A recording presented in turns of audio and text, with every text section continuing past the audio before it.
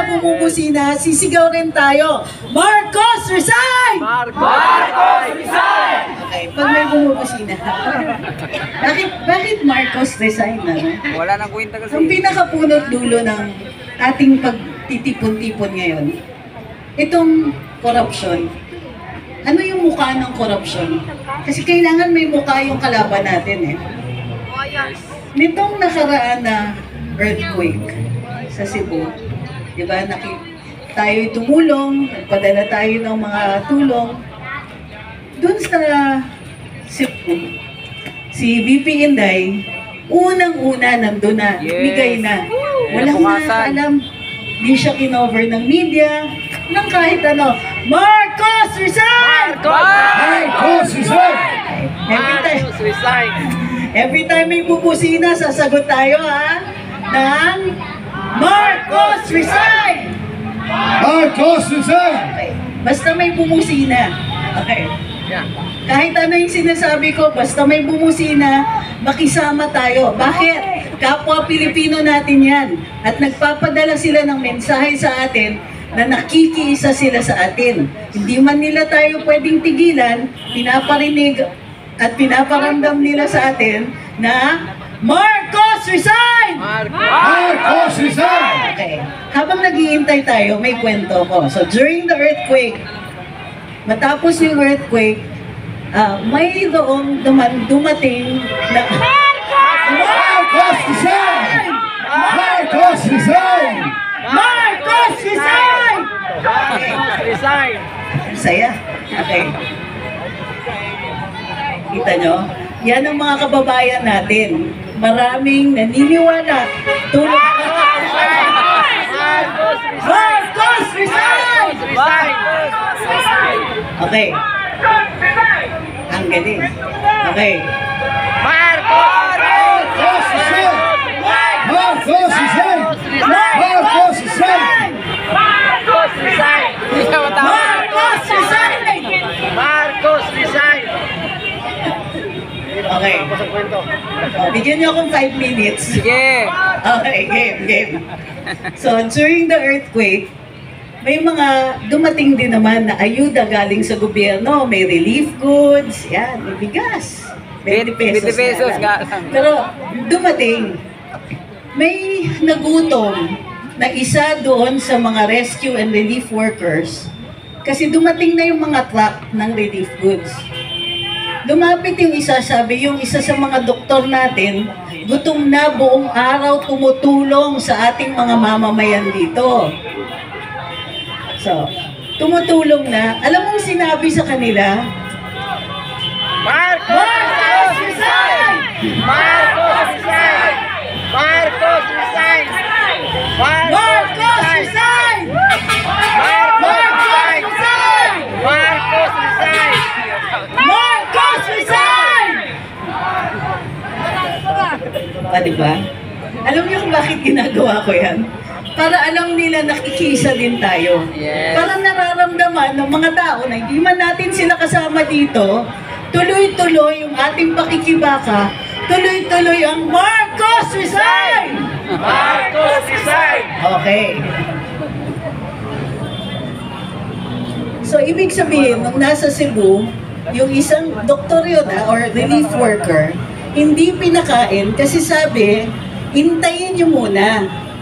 Maghintay muna kayo kasi hindi pa daw mamimigay ng relief goods dahil wala pa si BBM. Ay, ganon. Ang lupit.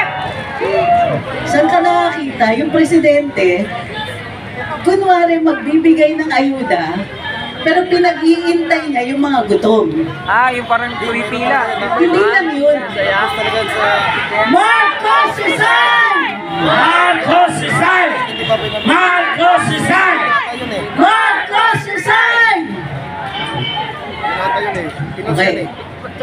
Pinag-intay ng presidente ang mga taong gutom.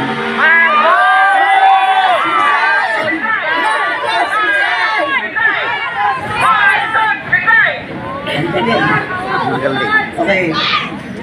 Ibig sabihin nun, pagka pinag-iintay niya, kasi gusto niya may coverage. Gusto niya may photo ops. Tapos parang graduation, di ba? Aabutan niya. Yung mga biktima, yung mga nasalanta, aabutan niya ng ayuda. Tapos gagawing photo ops. Yes. Ang tawag nun, corruption. Corruption pa rin. Kasi ninanakaw niya. Ang ninanakaw niya sa ating mga kababayan, dignidad. Marcos resign! Marcos resign! Marcos resign! Marcos resign! Marcos resign! Marcos resign! Marcos resign! Very good. Sila na rin ang magdadala ng mensahe natin sa iba, di ba? Ang mukha ng korupsyon ay yung nakaw. Ano yung nagnanakaw? Nagnanakaw hindi lang ng pera, ng dignidad natin.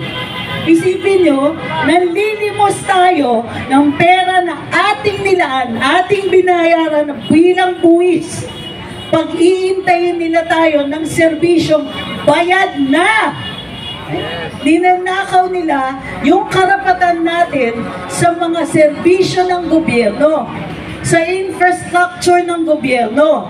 Ninanakaw nila lahat ng mga protective mechanisms.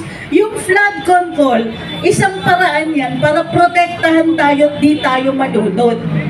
Pero anong ginagawa nila?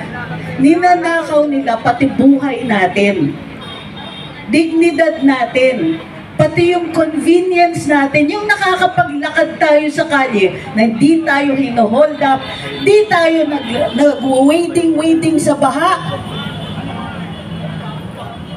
Mahina. Teka, mahina. Pag malakas. Ano pa yung ninanakaw sa atin? Of course, pera. Pero ano yung nire-represent ng pera na yun? Crime enforcement, law enforcement.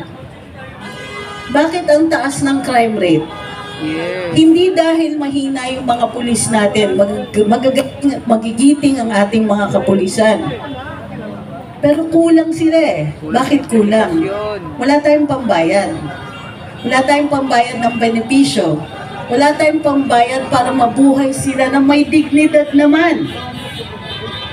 Sinasanay tayo ng ating gobyerno doon uli sa pwede na. Marcos resign! Marcos resign! Marcos resign! Marcos resign! Marcos resign! Marcos resign! Marcos resign! Marcos resign! Woo! Marcos resign!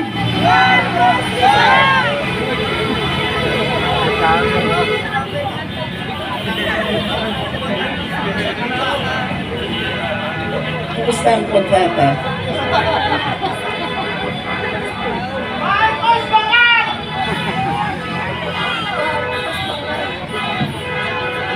Marcos resign! Marcos resign! Marcos resign!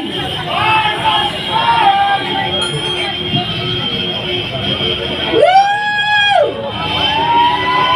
Mabuhay mga Pilipino! Mabuhay!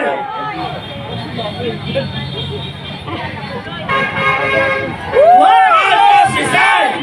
Marcos resign! Marcos resign! Marcos resign! Muli, hindi pera ang ninanakaw sa atin. Serbisyo, infrastructure, kasama dyan ang flood control, law enforcement, depensa sa ating sariling bayan, pati dignidad natin bilang mga Pilipino. Binibenta ni Marcos dignidad ng Pilipino sa mga dayuhan. May mga dayuhan na ayaw ng Duterte. Sila po ay nagdidikta sa ating Pangulo. Pati ba naman yan? Pati yung kapirasong respeto para sa Pilipino sa buong mundo, nabenta na o ninakaw na. At some point, hindi na natin pwedeng tigisin. minsan, di ba, sinasabi natin, magbabago din yan.